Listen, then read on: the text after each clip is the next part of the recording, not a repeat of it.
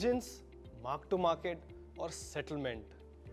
जानता हूं ये टर्म्स सुनने में बड़े हैवी लग रहे होंगे, लेकिन ये टर्म्स आपको जानना और समझना बहुत जरूरी है अगर आप फ्यूचर्स में ट्रेड करना चाहते हैं। मार्जिन्स क्या होते हैं, इन्हें कैसे कैलकुलेट किया जाता है, मार्क टू मार्केट से आपका प्रॉफिट या लॉस अफेक्ट होता है, और क्या मार्जिन्स आप सिर्फ कैश में दे सकते हैं या कोई और भी तरीका है, ये सारे क्वेश्चंस हम डिस्कस करेंगे इस वीडियो में। मैं हूं कुश बोहरा और ये है the evergreen derivative series by Upstox. पिछले वीडियो में हमने देखा कि फ्यूचर्स में मिलता है हमें लेवरेज, यानी हम ₹1 रख के ₹5 की चीज बाय कर सकते हैं। अगर आपने वो वीडियो मिस कर दिया तो आप यहां क्लिक करके वो वीडियो देख सकते हैं। आइए शुरू करते हैं इनिशियल मार्जिन से। इनिशियल मार्जिन वो अमाउंट होता है जो आपको आपके अकाउंट में रखना जरूरी है अगर आपको फ्यूचर्स में पोजीशन लेनी है। ध्यान रहे, आप चाहे बाय करें या सेल, आपको मार्जिन रखना बहुत जरूरी है। इनिशियल मार्जिन अलग अलग होता है अलग अलग शेयर्स के लिए।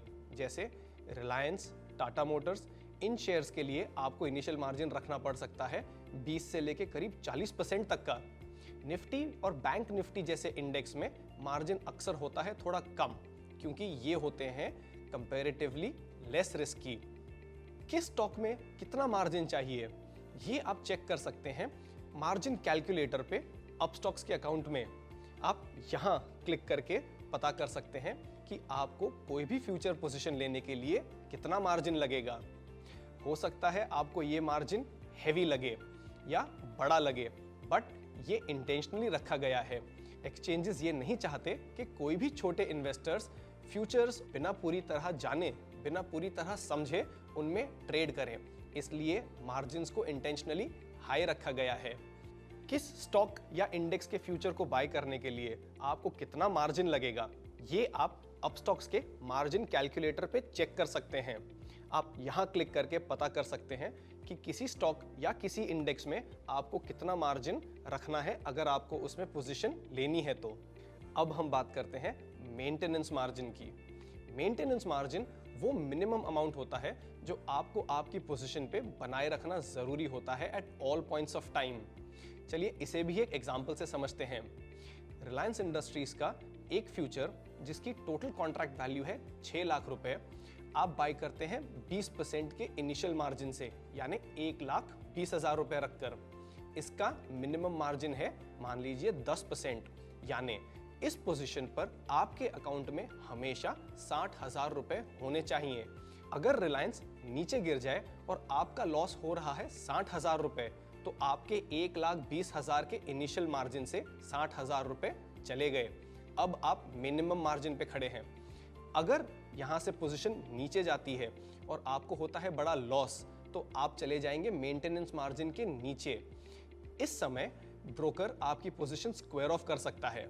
अगर आप ये होने से बचाना चाहें तो आपको आपके अकाउंट में और मार्जिन ऐड करना पड़ेगा। और ध्यान रहे, ये मार्जिन मॉनिटर और मेंटेन करने की जिम्मेदारी होती है ट्रेडर की।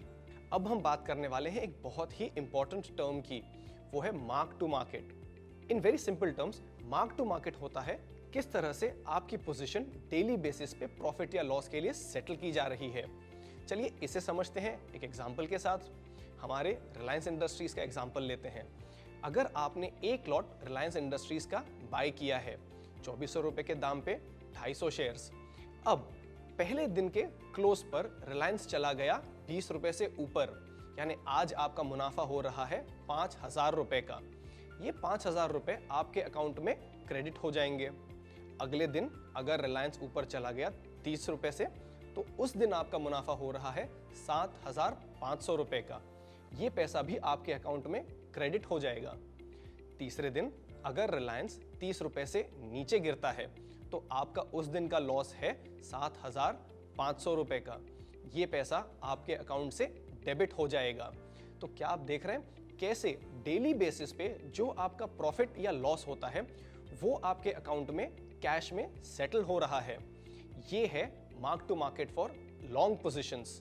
अब हम समझेंगे mark to market short positions पर कैसा दिखता है। इसके लिए हम एग्जाम्पल लेते हैं टाटा मोटर्स के फ्यूचर्स का। टाटा मोटर्स का प्राइस अभी चल रहा है करीब 300 रुपए और उसकी लॉट साइज है 2850। आपने इसे शॉर्ट यानी सेल किया है। अब अगर टाटा मोटर्स का भाव आज के दिन 2 रुपए से नीचे जाता है तो आपका प्रॉफिट हो रहा है 5700 रुपीज का। अगले दिन अगर टाटा मोटर्स 3 रुपए से नीचे जाता है तो आपका प्रॉफिट हो रहा है 8550। ये दोनों अमाउंट आपके अकाउंट में उसी दिन शाम को क्रेडिट हो जाएंगे। अगर टाटा मोटर्स तीसरे दिन फिर ऊपर आ जाता है तो आपका हो रहा है लॉस। अगर टाटा मोटर्स 3 रुपए से ऊपर आए तो आपका लॉस है 8550 का। ये अमाउंट आपके अकाउंट से हो जाएगा डेबिट। तो इस तरह से मार्क टू मार्केट काम करता है शॉर्ट पोजीशंस पर। कुछ बातें मार्क टू मार्केट में जानना भी जरूरी है, बट मार्क टू मार्केट आपको कैश में देना जरूरी है।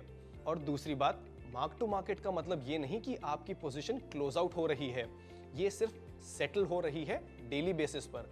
आपकी पोजीशन क्लोज तब होती है जब आप उसे स्क्वायर ऑफ करें, यानी अगर आपने बाय किया है तो उसे सेल कर दें, या आपने सेल किया है तो उसे फिर बाय कर दें, तब होती है आपकी पोजीशन क्लोज। या आपकी पोजीशन तब क्लोज होगी जब आप उसे एक्सपायरी पर सेटल होने दें। स्क्वायर ऑफ या एक्सपायर होने पे आपकी पोजीशन होती है सेटल, यानी आपके प्रॉफिट या लॉस को आपके अकाउंट में डेबिट या क्रेडिट कर दिया जाता है। मार्क टू मार्केट तो बस आपके पोजीशन को डेली बेसिस पे एडजस्ट कर रहा है। अब हम बात करेंगे सेटलमेंट की, यानी कैसे आपके प्रॉफिट या लॉस को सेटल किया जाता है, कैसे आपकी पोजीशन को क्लोज किया जाता है। सेटलमेंट्स होते हैं 2 टाइप के, पहला कैश सेटलमेंट और दूसरा फिजिकल सेटलमेंट। आइए समझते हैं ये दोनों क्या होते हैं। अगर आप फ्यूचर्स में ट्रेड करते हैं और आप अपनी पोजीशन कर देते हैं स्क्वायर ऑफ, यानी अगर आपने बाय किया है तो आप उसे सेल कर दें, और अगर आपने सेल किया है तो आप उसे कर दें बाय, तो ये हो गया स्क्वायर ऑफ। इस केस में होता है कैश सेटलमेंट, यानी आपका जो प्रॉफिट या लॉस है उसे कैलकुलेट कर आपके अकाउंट से डेबिट या क्रेडिट कर दिया जाता है। इसमें फॉलो होता है T+1 ट्रेडिंग साइकिल। आपके अकाउंट में अगले दिन पैसे क्रेडिट हो जाते हैं अगर आपका प्रॉफिट है तो, और अगर आपका लॉस है तो आपके अकाउंट से पैसे हो जाते हैं डेबिट। अगर आप स्क्वायर ऑफ ना करें और पोजीशन को होने दें एक्सपायर, इस केस में होता है फिजिकल सेटलमेंट। फिजिकल सेटलमेंट में शेयर्स की डिलीवरी एक्सचेंज होती है। चलिए इसे समझते हैं रिलायंस इंडस्ट्रीज के एक फ्यूचर्स के एग्जांपल से। आपने 2400 रुपए में 250 क्वांटिटी बाय की है। इसका कॉन्ट्रैक्ट वैल्यू है 6 लाख। अगर आप इसे एक्सपायर होने देते हैं तो आप कह रहे हैं कि आपको इन शेयर्स की डिलीवरी चाहिए। इस केस में आपके अकाउंट में पूरे 6 लाख रुपए होने चाहिए, तब ये 250 शेयर्स आपके अकाउंट में हो जाएंगे क्रेडिट। अगर आपने सेल किया है तो आपको मार्जिन तो रखना ही पड़ेगा, बट आपके अकाउंट में होने चाहिए रिलायंस के 250 शेयर्स। एक्सपायरी पर ये शेयर्स बायर को दे दिए जाएंगे, और ये होता है फिजिकल सेटलमेंट। तो ये थे सारे डिटेल्स फ्यूचर्स को लेकर। अगर फ्यूचर्स के बारे में आपके कोई भी कमेंट्स या क्वेश्चंस हों तो उन्हें टाइप करिए नीचे कमेंट सेक्शन में, और हम देंगे उनका जवाब। ऑप्शंस नाम तो सुना होगा। ऑप्शंस क्या होते हैं, कैसे उन्हें ट्रेड किया जाता है, उनमें रिस्क्स क्या होती हैं, और कैसे आप ऑप्शंस को यूज करके अपने पोर्टफोलियो को हेज कर सकते हैं, यानी अपनी रिस्क कम कर सकते हैं। ये सारी चीजें हम डिस्कस करेंगे हमारे अगले वीडियो में। तो सब्सक्राइब करिए इस चैनल को और उस बेल आइकन पर हिट करिए ताकि आपको मिलते रहे हमारे सारे अपडेट्स। मैं हूं कुश बोहरा और ये है the evergreen derivative series by Upstox.